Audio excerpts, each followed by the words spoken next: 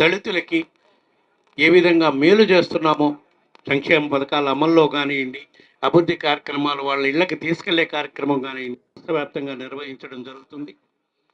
ఈ నెలలో అంటే మూడో విడతగా ఉత్తరాంధ్ర జిల్లాలో మొట్టమొదటగా ఈరోజు విశాఖ ఉత్తర నియోజకవర్గంలో మా నియోజకవర్గ ఇన్ఛార్జ్ కేకే రాజు ఆధ్వర్యంలో ఈరోజు సాధికారిక బస్సు యాత్ర నిర్వహించడం జరుగుతుంది.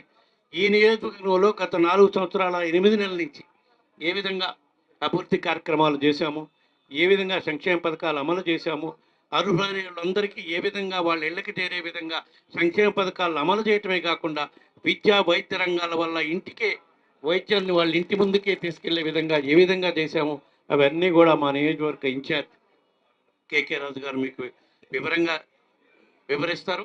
అదేవిధంగా ఈ మూడవ విడత సాధికారిక బస్సు యాత్ర ఈరోజు విశాఖ ఉత్తర నియోజకవర్గంలో ప్రారంభమై ఈ నెలాఖరులోపు ఉత్తరాంధ్ర జిల్లాలో మిగతా 6 నియోజకవర్గాలు ఉన్నాయి. ఉత్తరాంధ్ర 3 జిల్లాలు, పాత 3 జిల్లాల్లో ఆ 6 నియోజకవర్గాల్లో కూడా ఈ నెలాఖరు లోపల ఈ సాధికారిక బస్సు యాత్ర కంప్లీట్ అయ్యే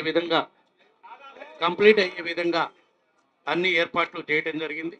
ఈరోజు ఇక్కడ సాధికారిక బస్సు యాత్ర అయిపోయినాక ఈ నెల 20వ తారీఖు కానీ 21 కానీ ఆ డేట్ కొంచెం పెండింగ్ ఉంది. పాయకరాపేట నియోజకవర్గంలో, అనకాపల్లి జిల్లా పాయకరాపేట నియోజకవర్గంలో సాధికార బస్సు యాత్ర ఉంటుంది.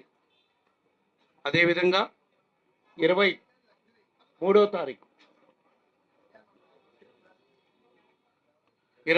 తారీఖు శ్రీకాకుళం నియోజకవర్గం,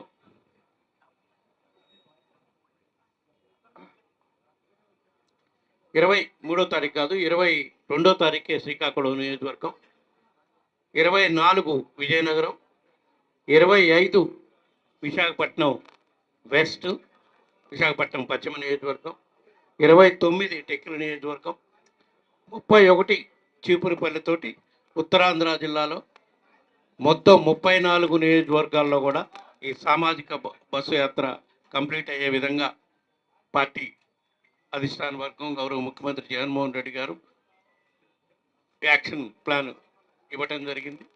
తప్పకుండా ఏ విధంగా ఇప్పటి వరకు అయితే గత 2.5 నెలల నుంచి ఈ సాధికారిక ఉత్తరాంధ్ర జిల్లాలో విజయవంతం చేశారు, అదేవిధంగా రాబోయే రోజుల్లో కూడా ఈ నెలలో జరిగే మిగతా నియోజకవర్గాల్లో కూడా అంతే పెద్ద ఎత్తున సామాజిక బస్సు యాత్రలో ప్రజలు పాల్గొని విజయవంతం చేయాలని చెప్పి ఈ సందర్భంగా తెలియజేసుకుంటూ ఈరోజు సాధికారిక బస్సు యాత్ర గురించి మా నియోజకవర్గ ఇన్ఛార్జ్ కేకే రాజు వివరంగా ఈ నియోజకవర్గంలో చేసిన అభివృద్ధి కార్యక్రమాలను అన్నింటినీ కూడా మీ దృష్టికి తీసుకొచ్చే కార్యక్రమం చేస్తారని చెప్పి తెలియజేసుకుంటూ సెలవు తీసుకుంటాం.